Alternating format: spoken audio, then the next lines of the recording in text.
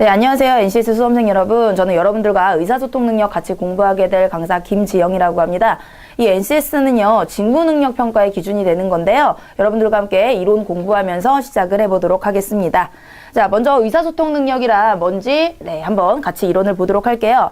기본적으로 우리가 알고 있는 의사소통 능력 그 얘기를 풀어놓은 거나 마찬가지예요. 상대방과 의견을 교환할 때 서로 전달하려는 의미를 정확하게 전달할 수 있는 능력을 의미한다 했는데요. 여기서 핵심은 뭐겠습니까? 의미를 정확히 전달한다는 게 바로 의사소통 능력의 가장 큰 핵심이 되겠죠.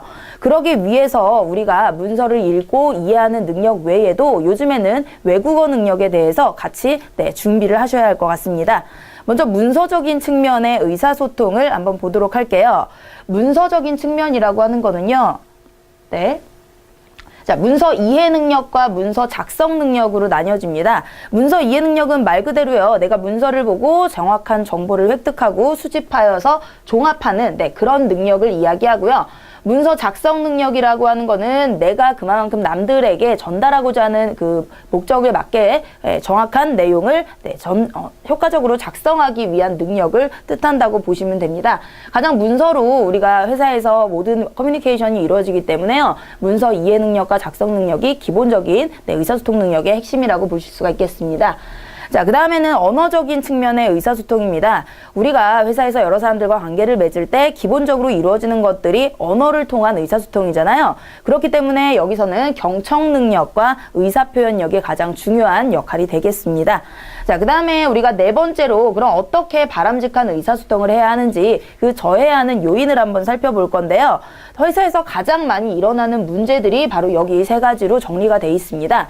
먼저 첫 번째로 일방적으로 말하고 일방적으로 듣는, 즉 자기가 들었는지 안 들었는지 확인이 안 되는 거죠.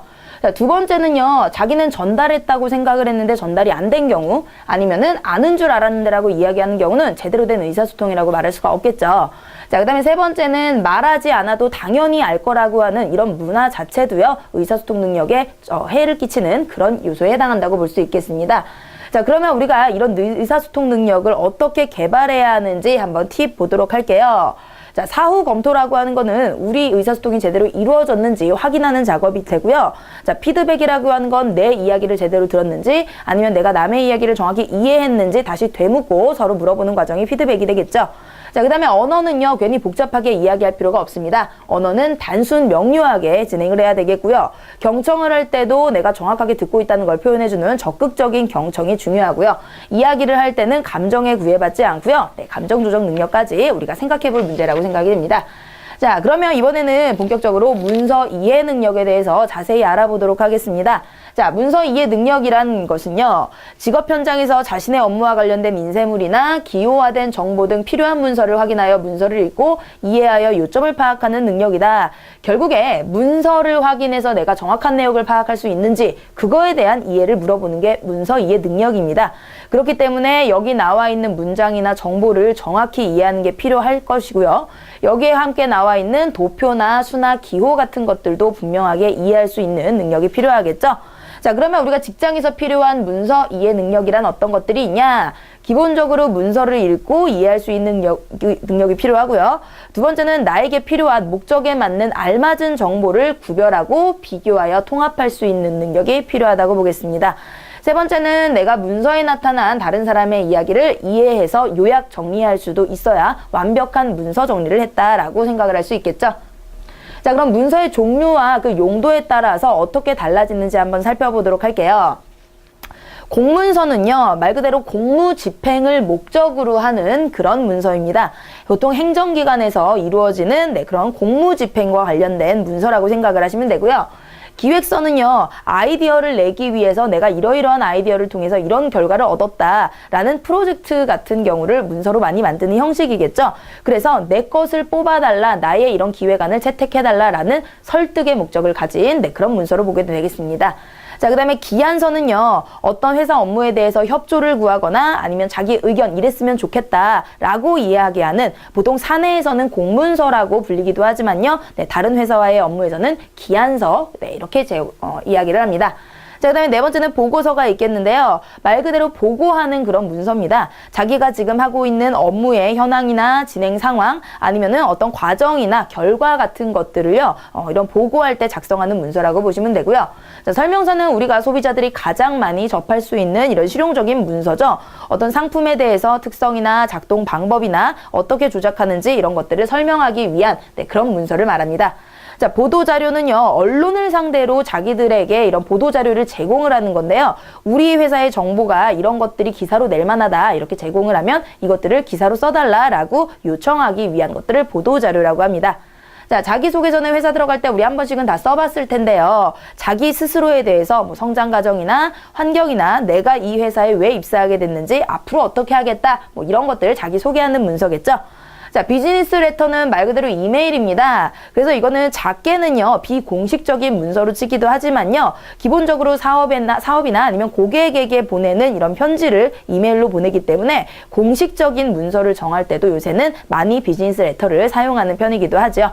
자, 그 다음에 비즈니스 메모가 마지막에 있는데요. 이건 말 그대로 간단한 메모를 의미합니다. 업무상에 우리가 중요한 일이나 체크할 상황들 메모에서 전달하는 그런 간단한 이런 폼을 비즈니스 메모라고 합니다. 그러면 우리는 이런 문서들을 어떻게 이해를 해야 하는지 한번 살펴보도록 할게요. 먼저요, 가장 중요한 것은 문서의 목적입니다. 내가 이 문서를 읽고 어떤 목적에 따라서 요구하는 정보들이 달라지는가 생각을 해서요, 문서의 목적을 이해를 하고요. 그 다음에 이 문서가 작성된 배경과 주제, 이거는 모든 글에서 다 중요한 거겠죠? 자, 주제 정확히 파악을 하셨으면 문서에 쓰여진 정보를 정확하게 밝히고 문제가 제시하는 이런 현안 문제들을 파악을 하는 겁니다. 자, 그래서 내가 이 문서를 통해서 문제점을 이렇게 발견을 했으면요, 이 문제를 통해서 행동에 관한 분석을 해야 되겠죠. 어떤 것들이 필요되냐, 욕구나 요구 같은 것들이 나에게 어떤 것들이 필요하냐 내용 분석을 하시고요. 여기에 우리가 이해한 목적 달성을 하기 위해서 생각하고 결정을 한 후에 상대방의 의도를 이렇게 요약 정리하면은 이게 바로 문서를 이해했구나 라고 이야기할 수 있는 절차가 되겠습니다. 자, 그러면 여기까지 문서 이해 능력 한번 같이 봤는데요. 이번에는 문서를 작성하는 능력입니다. 자, 문서 작성 능력이란 직장 생활에서 요구되는 업무의 목적과 상황에 적합한 아이디어나 정보를 전달할 수 있도록 이번엔 문서를 작성할 수 있는 그런 능력을 이야기합니다. 그래서 대부분은요, 이렇게 문서로 우리가 이야기를 하게 되기 때문에요. 네, 이런 문서 작성 시 우리가 고려해야 할 사항들을 생각을 하면서 문서 작성의 요령에 대해서 알아보도록 하겠습니다. 기본적으로요, 문서를 작성할 때 꼭 필요한 것은요, 누구를 대상으로 하는지, 이 문서의 목적이 무엇인지, 언제까지, 내가 이걸 언제 보냈고 언제까지 필요한 시기인지 이런 게 포함되어야 되고요. 기획서나 제안서 같은 경우에는요, 이것을 뽑아달라 아니면 이런 게 어떻겠느냐라고 설득의 목적을 가졌기 때문에요, 기대 효과가 포함이 되어야 그만큼 자신에게 이득을 볼 수 있는 그런 설득의 요령이 되겠습니다. 자, 그 문서 작성의 구성 요소를 보도록 할게요. 어떻게 구성해야 좋은 문서가 되느냐? 기본적으로 골격, 짜임새 있는 골격은 중요합니다. 모든 문서에는 기본적으로 회사마다 폼이라는 게 있어요. 그죠? 자, 그래서 그 짜임새에 맞게 정확하게 기입을 하는 것이 좋고요. 객관적이며 논리적이고 체계적인 내용입니다. 객관성이라고 하는 건 자기 생각보다는 누가 봐도, 그죠? 타당하다고 생각되는. 그 다음에 이왕이면은 논리적인 구조를 가지고 체계적인 틀에 맞춰 써야 되겠고요. 이해하기 쉬운 구조가 가장 중요하겠습니다. 내가 아무리 이런 좋은 목적을 가지고 썼더라도요, 남들에게 이해가 되지 않으면 아무 의미가 없는 문서가 돼버리겠죠. 그 다음에 문장은요, 명료하고 설득력 있는 문장으로 강한 인상을 심어줘야 되고요. 세련되고 인상적인 이런 효과적인 문장을 사용하면은 읽는 사람이 훨씬 더 좋게 받아들일 수가 있겠죠. 자, 그럼 이거 역시 종류에 따라서 어떻게 문서를 작성할 수 있겠는지 한번 살펴보도록 하겠습니다. 자, 먼저 공문서인데요. 우리 공문서라고 하는 거는 말 그대로 공적인 이런 일에 해당이 되는 거라고 했습니다. 육하 원칙에 맞게 누가 언제 어디서 무엇을 어떻게 왜가 정확하게 드러나도록 공적인 이런 대외적인 문서일수록 육하 원칙에 따라서 정확하게 기입을 해주는 것이 좋고요. 연도, 월, 일을 반드시 그죠 기간 함께 기입을 하며 날짜 다음에 괄호를 사용할 경우에는 마침표를 찍지 않는다. 그러니까 날짜 다음에요. 뭐 괄호를 사용해서 뭐 월이나 이런 것들을 요일을 표기할 경우에는요. 마지막에 마침표를 찍지 않고 가로 닫고 그냥 끝내는 그런 의미입니다. 자, 세 번째는요. 이런 공문서 같은 경우는 한눈에 알아봐야 됩니다. 그래서 기본적으로 한 장에 모든 것을 담는 거를 원칙으로 하면서요. 마지막에 내가 여기서 끝을 낸다. 그죠? 그래서 끝이라는 말을 반드시 마무리로 넣어주시기 바랍니다. 그 다음에 네 번째 복잡한 내용은요. 항목별로 구분을 합니다. 그래서 내가 어떤 내용을 이야기하고 그 다음 이야기, 뭐 그 아래 이야기 이런 식으로 항목별로 구분을 해주면 보는 사람이 훨씬 더 좋겠죠. 그 다음에 대외 문서나 장기간 보관되는 문서는요. 성격에 따라서 정확하게 기술을 해야 이렇게 분류를 해놓고 나중에 다시 필요한 경우에 찾아볼 수가 있겠죠. 자, 두 번째로 설명서입니다. 우리가 가장 많이 접하는 명령문보다 평서형으로 작성해야 됩니다. 소비자잖아요. 어차피. 그렇기 때문에 소비자들에게 평서형으로 작성을 하고 정확한 내용 전달이 중요하기 때문에 간결하게 작성을 하는 게 좋겠습니다. 그 다음에 상품과 제품에 대한 소개가 기본이기 때문에요. 정확한 내용이 기술되어야 되겠죠. 자, 그 다음에 우리 전문 용어 같은 경우에 소비자들이 이해를 하지 못하는 경우가 많아요. 그래서 이해를 목적, 상품 설명을 목적으로 하기 때문에 당연히 쉬운 단어 위주로 사용을 하셔야 되고요. 도표를 이용해서 복잡한 내용을 시각화하여 그림이나 사진이 있으면요. 우리가 당연히 이해가 빨라집니다. 글로만 사용 설명서를 알려주는 것보다 우리가 이렇게 활용하면 된다 아니면 구조라든지 이런 거 그림을 통해서 알려주는 경우 많이 보셨죠? 자, 그 다음에 동일 문장의 반복을 피하고요. 다양한 표현을 써서 중복되는 표현이 없게 그렇게 설명을 해주시는 게 좋은 설명서가 되겠습니다. 자, 다음은 설득의 목적을 가진 기획서입니다. 상대가 채택을 할 수 있어야 합니다. 그게 바로 설득력을 갖춰야 하는 가장 중요한 요소겠죠. 그렇기 때문에 상대방에게 어필을 해야 되니까 상대방이 요구하는 점이 무엇인지를 정확히 파악하는 게 중요하다고 보겠습니다. 자, 두 번째는 핵심을 정확하게 기입하고 한눈에 파악되도록 체계적인 목차를 구성한다. 아무리 해도 우리 목차 같은 게 일목요연하게 정리가 돼 있으면 자기가 필요한 그런 부분만 찾아서 볼 수 있게 하는 배려잖아요. 그리고 한눈에 정확하게 모든 내용을 살펴볼 수 있기 때문에 목차 같은 거 중요하게 넣어주시고요. 자, 세 번째는 내용의 효과적인 전달을 위해서 시각화하는 도표나 그래프 같은 거 넣어주시면 훨씬 더 한눈에 알아보기 쉽겠고요. 제출 전에 반드시 충분히 검토해서 또 인용 자료가 있을 경우에 출처는 반드시 밝혀주셔야 한다는 거 중요합니다. 자, 그 다음에 보고서는요, 업무 진행 과정에 대해서 내가 제시를 하는 건데요. 이거 역시 내용의 중복 없이 간결 명료하게 전달하는 게 중요하겠죠. 자, 보고서는요, 이거를 가지고 내가 업무를 이렇게 처리했다 이야기하는 것이기 때문에 개인 능력을 평가하는 잣대가 됩니다. 그렇기 때문에 최종 점검 반드시 하고 제출을 하시고요. 그 다음에 세 번째 복잡한 내용은 역시 도표나 그림 활용을 하고 참고 자료는 인용, 출처 정확하게 제시를 하는 게 중요하겠습니다. 자, 그 다음에 우리 보고서를 전달을 하면요. 윗사람들이 이것에 대해서 질문을 할 경우가 많이 생기죠. 그렇기 때문에 예상 질문을 생각을 해보고 답도 준비하는 게 미리미리 준비하는 역할이 되겠죠. 자, 그러면 이런 문서 작성들을 어떻게 우리가 쓸 수 있느냐. 문장은 기본적으로 짧고 간결해야 합니다. 그래야 상대방에게 정확한 내용을 전달할 수 있겠죠. 두 번째, 상대방이 이해하기 쉽게 기본적인 이야기입니다. 그 다음에 한자 사용은 되도록 자제해야 모르는 경우, 한자를 모르는 상대방이 모르는 경우에도 이해가 잘 될 수 있겠죠. 그 다음에 간결체, 문장이 길어지면요. 내용이 중언부언되든지 아니면 호응 구조가 맞지 않든지 정확하게 무슨 얘기를 하는지 모르게 됩니다. 그러니까 문장은 한 문장에 하나의 팩트만 정확하게 간결하게 작성을 하시고요. 이왕이면 긍정문, 그게 상대방에게 읽혔을 때요. 훨씬 더 좋은 결과를 가져오게 됩니다. 자, 그 다음에 간단한 표제를 붙여서 항목별로 구분을 해주는 게 좋겠고요. 문서의 주요한 내용 먼저, 사람들이 글이 길어지면요. 집중력도 떨어지고 다 끝까지 보지를 않습니다. 그렇기 때문에 먼저 중요한 내용을 제시를 하고 뒷부분으로 갈수록 약한 내용 이렇게 제시를 하면 되겠습니다. 자, 그리고 문서 표현의 시각화라는 이야기를 많이 했는데요. 한눈에 보기 쉽도록 우리가 차트나 데이터나 이미지 같은 것들을 여러 가지 문장이나 통계적 수치 같은 것들을 표나 그래프, 사진, 그림 등으로 나타내는 것을 시각화라고 하는 거겠죠. 자, 그러면 다음으로 경청 능력, 잘 듣는 능력 한번 보도록 하겠습니다. 다른 사람의 말을 주의 깊게 듣고요. 공감하는 능력입니다. 자, 그래서 원활한 의사소통을 위해 기본적으로 말을 잘하는 것보다 잘 들어주는 게 너무나 중요한 이런 요소이기 때문에요. 우리가 꼭 갖춰야 할 그런 요소라고 생각이 됩니다. 자, 그럼 경청의 방법, 우리가 기본적인 예의를 갖추고 있다면 누구나 알 수 있는 겁니다. 혼자서 대화를 독점하지 않는다. 그래야 잘 들을 수 있겠죠.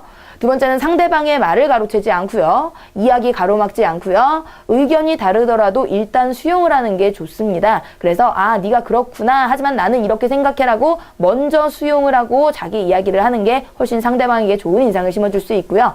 말하는 순서를 지켜가며 이야기를 해야 되겠고요.